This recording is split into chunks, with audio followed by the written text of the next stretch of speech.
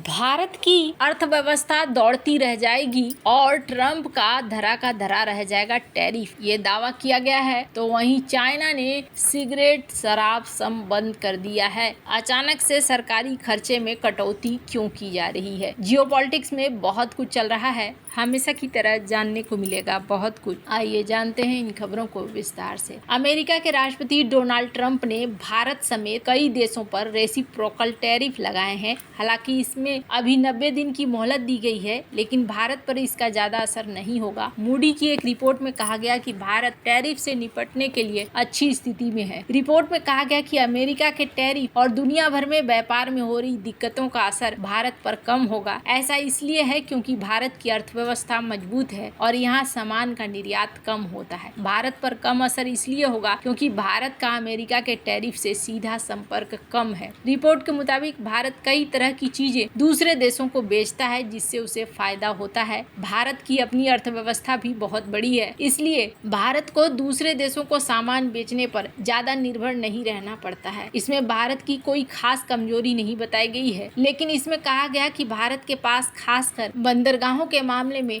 अच्छे मौके हैं। दुनिया की बड़ी बड़ी कंपनियां चाइना प्लस वन रणनीति चल रही है। इसका मतलब यह है कि कंपनियां पूरी तरह चीन पर निर्भर नहीं रहना चाहती हैं, बल्कि दूसरे देशों से भी अपना सामान मंगवाना चाहती हैं। इससे भारत के बंदरगाहों को फायदा हो सकता है, क्योंकि कंपनियां चीन के अलावा भारत से भी सामान मंगवा सकती हैं। मूडीज का कहना है कि भारत सरकार कई योजनाएं चला रही है। इन योजनाओं से लोगों का खर्च बढ़ेगा, देश में सामान बनाने की क्षमता बढ़ेगी और बुनियादी ढांचे में निवेश बढ़ेगा। इससे अर्थव्यवस्था को बाहरी झटकों से बचाने में मदद मिलेगी। महंगाई कम होने से ब्याज दरें भी कम हो सकती हैं, इससे भी विकास को सहारा मिलेगा। बैंकों के पास पर्याप्त पैसा है, जिससे वे आसानी से लोन दे सकते हैं। मूडीज ने कहा कि भारत की बड़ी अर्थव्यवस्था और वैश्विक व्यापार पर कम निर्भरता इसे बाहरी झटकों को सहने की बेहतर स्थिति में रखती है। रिपोर्ट में भारत और पाकिस्तान के बीच तनाव की बात कही गई। मूडीज का कहना है कि भारत पाकिस्तान के बीच तनाव का असर पाकिस्तान की अर्थव्यवस्था पर ज्यादा पड़ेगा। भारत के मुख्य आर्थिक केंद्र संघर्ष क्षेत्र से दूर हैं। दोनों देशों के बीच व्यापार भी ज्यादा नहीं होता है। हालांकि अगर तनाव बढ़ता है तो भारत को रक्षा पर ज्यादा खर्च करना पड़ सकता है। इससे सरकार के वित्तीय टारगेटों को पूरा करने में दिक्कत आ सकती है। मूडीज ने ये भी माना कि ऑटोमोबाइल जैसे सेक्टर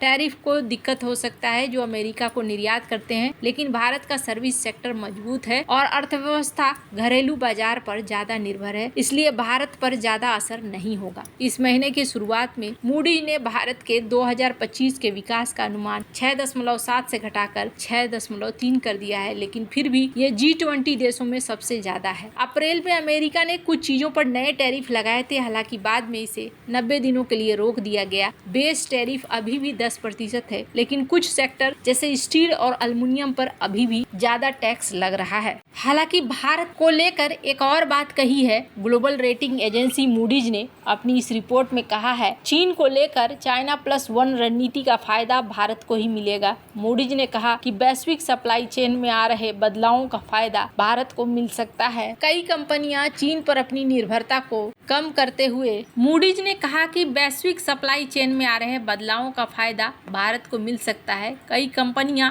चीन पर अपनी निर्भरता को कम करते हुए भारत और इंडोनेशिया में अपना मैन्युफैक्चरिंग बेस शिफ्ट कर रही हैं। इससे भारतीय बंदरगाहों में गतिविधियां बढ़ेंगी, क्योंकि कंपनियां भारत में अपना मैन्युफैक्चरिंग यूनिट लगाएंगी तो इंपोर्ट और एक्सपोर्ट भी बढ़ेगा। इससे देश के बंदरगाहों को मुनाफा होगा। वहीं दूसरी तरफ चीन के पोर्ट्स की वित्तीय स्थिति कमजोर हो सकती है। हालांकि चीन के पास अभी इतना संसाधन है कि वह इस दबाव को झेल सके। हाल के दिनों में कई भू राजनीतिक तनाव के बीच ये बदलाव आया है। मूडीज ने बताया कि भारत पर अमेरिका की तरफ से लगाए गए टैरिफ का असर भी अपेक्षाकृत कम है, क्योंकि भारत का कई और देशों में भी एक्सपोर्ट बेस मजबूत बना हुआ है और यहाँ की अर्थव्यवस्था भी तेजी से उभर रही है। इसके अलावा अमेरिका के साथ भारत का व्यापारिक एक्सपोजर सीमित है, इसलिए भारत वैश्विक दबावों को झेलने का दम रखता है। हालांकि इन सब के बावजूद मूडीज ने भारत के लिए 2025 के विकास पूर्वानुमान को पिछले 6.7% से घटाकर 6.3% किया है। तो यहाँ पर ये देखने को मिल रहा है कि इन दोनों ही देशों को लेकर बुरा हाल है। तो वहीं भारत और पाकिस्तान के बीच हाल ही में हुए संघर्ष में चीन में बने सामान की गुणवत्ता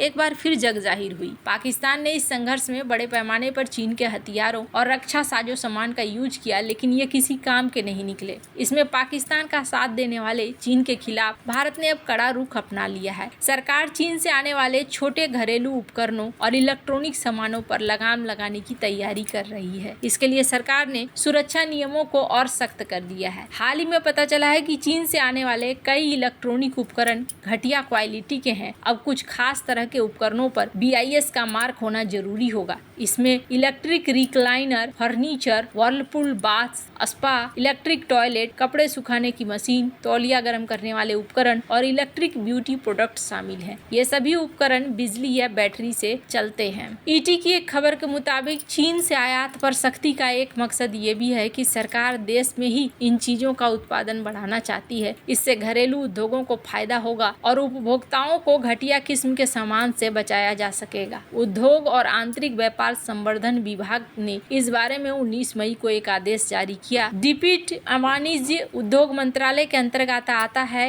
यह आदेश 19 मार्च 2026 से लागू होगा। उद्योग जगत के जानकारों का कहना है कि सरकार का ये आदेश BIS के हालिया छापेमारी के बाद आया है। BIS ने छापेमारी में पाया कि बाजार में घटिया क्वालिटी के उत्पाद बिक रहे हैं। यहाँ तक कि ये उत्पाद ऑनलाइन शॉपिंग वेबसाइटों के गोदामों में भी मिले हैं। चूंकि यह एक क्वालिटी कंट्रोल है, इसलिए सरकार ने उद्योगों को इन उत्पादों को भारत में ही बनाने के लिए कहा है। सरकार चाहती है कि इन उत्पादों के लिए देश में वैसी ही सप्लाई चेन बने जैसी जूते, खिलौने और AC जैसे प्रोडक्टों के लिए बनी है। फिलहाल ज्यादातर छोटे उपकरण आयात किए जाते हैं। उद्योग संगठन India cellular and electronics association के चीफ का कहना है कि ये एक स्वागत योग्य कदम है। इससे छोटे घरेलू उपकरणों के लिए भारत में ही उत्पादन को बढ़ावा मिलेगा। ये आत्मनिर्भर उपकरण उद्योग के अनुरूप है। उन्होंने आगे कहा कि इससे उपभोक्ताओं को बहुत फायदा होगा, क्योंकि छोटे उपकरणों की गुणवत्ता और स्पेसिफिकेशंस तय हो जाएगी। ये आज की जरूरत है। अभी तक लगभग 23 बिजली के उत्पादों को क्वालिटी कंट्रोल ऑर्डर में शामिल किया गया है। इनमें मिक्सर ग्राइंडर,